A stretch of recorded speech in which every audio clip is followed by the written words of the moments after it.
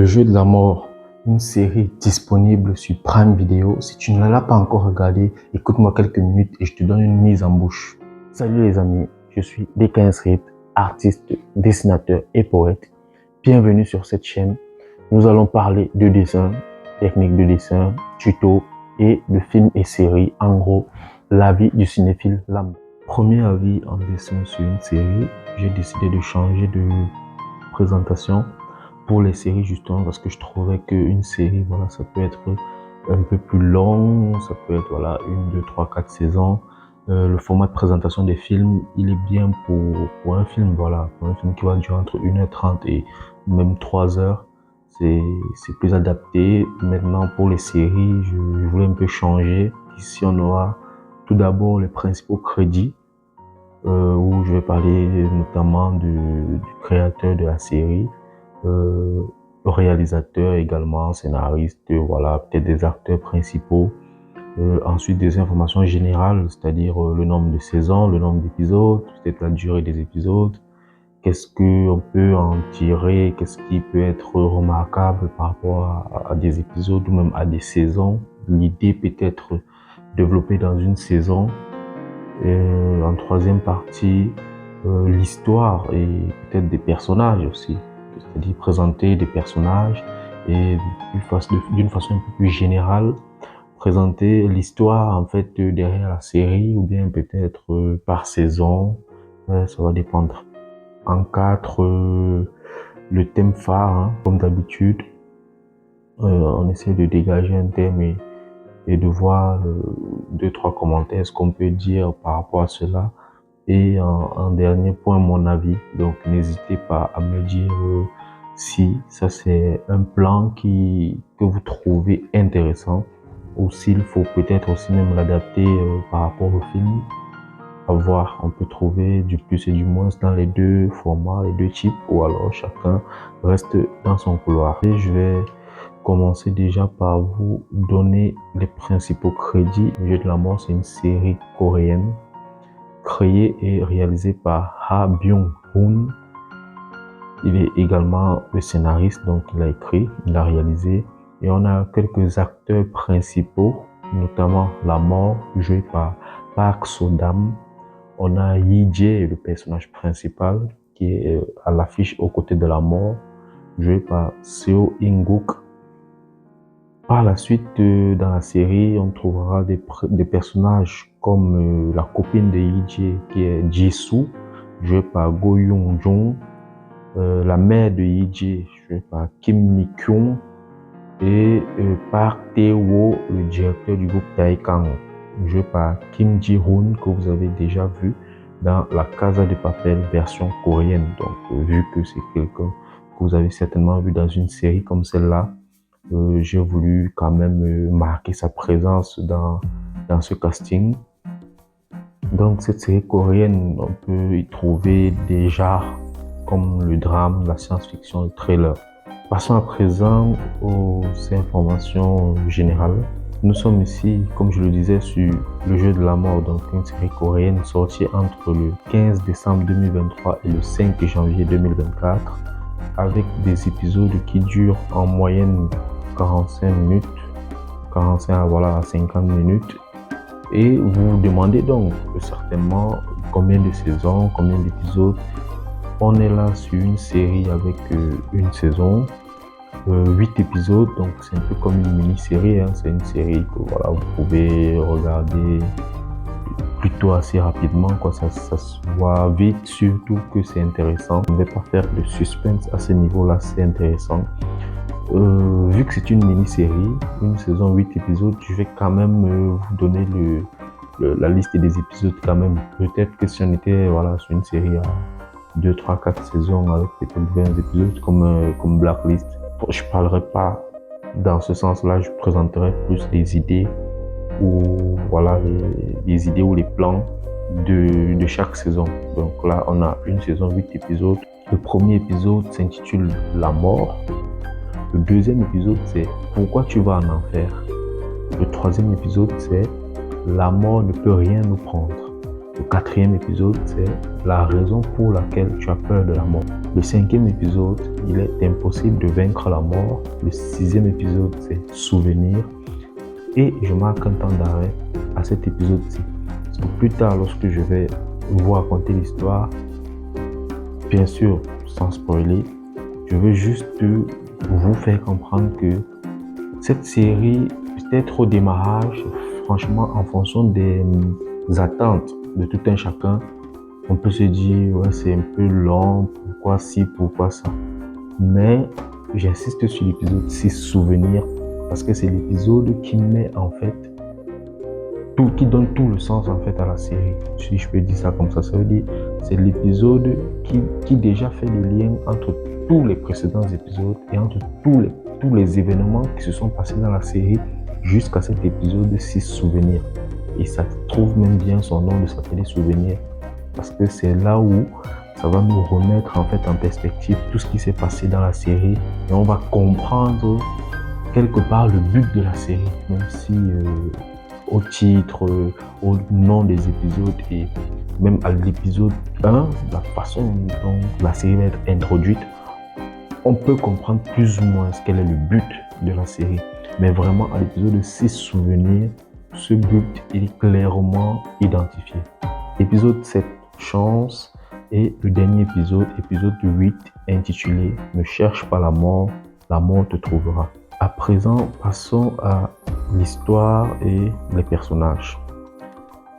Le jeu de la mort, c'est une série qui va parler de suicide. Et voilà, qui va présenter son personnage principal, Yi-Jae, un jeune étudiant qui venait d'être diplômé de sa fac et qui avait des grandes ambitions quant à trouver un travail, fonder une famille, voilà, et vivre sa petite vie tranquille. Il avait déjà, en tout cas, sa copine qui était là et il venait d'être diplômé. Donc, la série commence sur un Yi-Jae qui va en entretien d'embauche au groupe Taikang. C'est pour ça que j'ai précisé précédemment le directeur de Taikang, parce que Taikang, c'est une société qui va souvent revenir dans la série. Yi-Jae était donc candidaté à Taikang et il se trouve qu'il ne va pas être retenu parce que il va perdre ses moyens en plein entretien. On va lui poser des questions, il ne va pas répondre parce qu'il sera préoccupé par d'autres situations, il sera un peu perdu dans ses pensées. Donc il ne sera pas retenu à l'entretien et de jour en jour, d'année même en année, il va essayer de trouver du boulot, mais rien. Ça c'est une petite présentation que vous aurez, je pense, dans les 15-20 premières minutes. Il raconte un peu son histoire. D'année en année, il va chercher du boulot, mais rien. Voilà, il va enchaîner des petits jobs. Hein. C'est pas comme si c'était éloigné de la réalité quelque part. Donc, il va chercher des petits jobs pour joindre les deux bouts. Sauf que il va encore retenter de candidater pour travailler pour le groupe Taikang. Alors, c'est pas comme si c'était le seul groupe pour lequel il voulait travailler, mais il a pensé qu'après avoir passé, je pense, entre 5 ou 7 ans, plus ou moins au chômage, à faire des petits boulots à gauche, à droite, barman, etc., il aura un meilleur mental. Voilà, il se sera sorti d'une certaine dépression, il aura un meilleur mental pour pouvoir se représenter en candidature et gravir en fait toutes les étapes d'embauche jusqu'à l'entretien oral final qu'il avait manqué précédemment. Et donc, lorsqu'il va arriver à cet entretien-là, il va encore être recalé. Cette fois-ci, il n'aura pas perdu ses moyens, il aura répondu à toutes les questions, mais voilà, pour une raison X ou Y, il ne sera pas sélectionné. Et donc là, pour lui, ce sera un peu la goutte d'eau qui fait déborder le vase parce que il va se rendre compte qu'il a des dettes, il n'arrive pas à payer son loyer, son bailleur lui a donné des avis d'expulsion. De l'autre côté, il a sa copine qui sort des livres en tant qu'écrivaine et tout. Et donc lui, il n'arrive pas à créer de la valeur, il n'arrive pas à gagner de l'argent. Et ça va le gêner. Donc, comme ça va le gêner, il se trouve que ça fait partie des raisons pour lesquelles il va se suicider derrière. Alors, qu'est-ce qui va concrètement le conduire à se suicider? D'une manière ou d'une autre, il va rencontrer sa copine, hein, après avoir essuyé encore cet énième échec à trouver du travail. Il va voir sa copine, ils vont causer un peu, sa copine va lui donner une enveloppe. Alors, est-ce qu'il y avait de l'argent dedans ou pas? Peut-être. Toujours est-il que, bon, lui, il va pas prendre ça d'un bon oeil, il va se dire, ben, il perd le temps à sa copine, il faudrait qu'elle trouve quelqu'un de mieux, quelqu'un qui peut s'occuper d'elle et tout. C'est pas normal que ce soit elle qui lui donne de l'argent. Donc, tout ça, en fait, va un peu tourner dans sa tête. Il va refuser l'enveloppe de sa copine, il va la rejeter, il va lui dire non, c'est mieux qu'ils arrêtent leur relation et tout. Bien qu'étant triste lui-même de dire ça, mais pour lui, il pensait libérer sa copine du fardeau que lui, il était.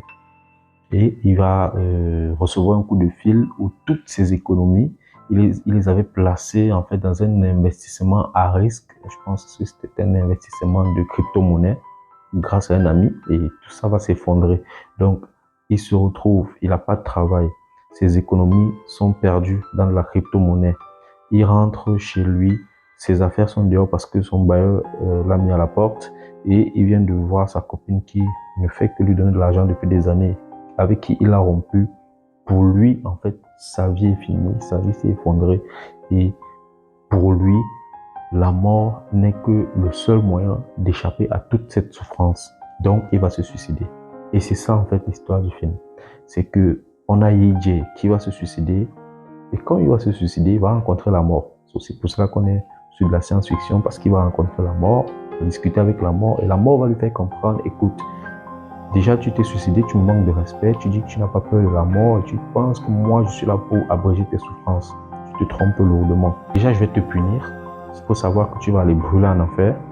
Et la mort lui dit ça, lui présentait un peu, à lui donner un aperçu de ce qu'est l'enfer, façon de parler. Et en lui disant, si tu veux échapper à ça, j'ai encore une alternative pour toi.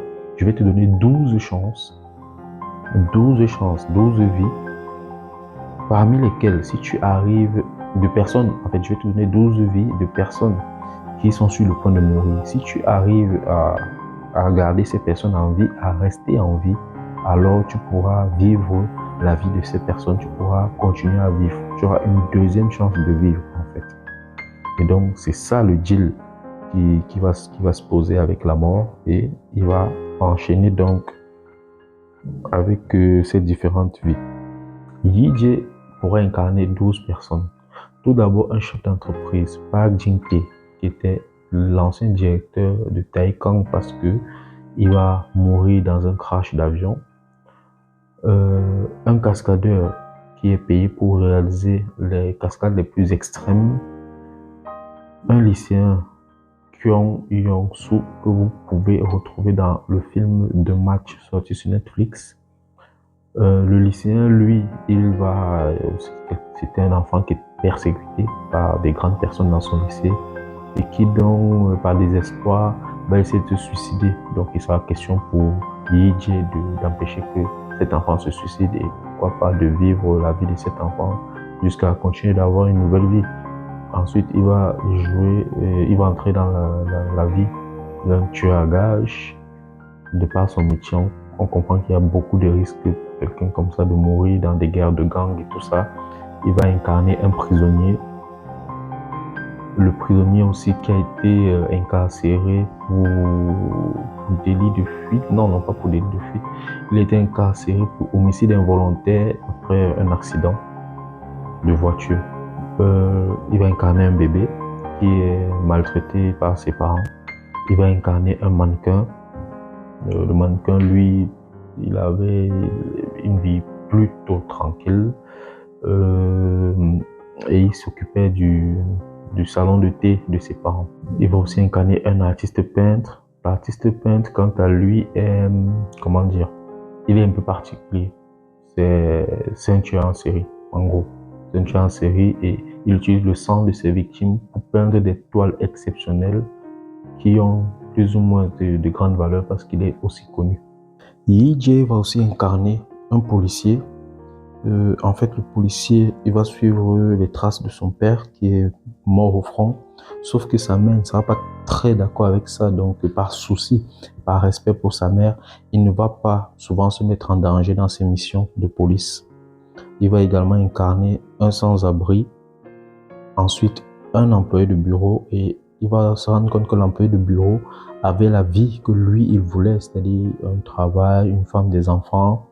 Sauf que ça ne va pas forcément bien se passer parce que l'employé de bureau va être licencié et va aussi penser au suicide.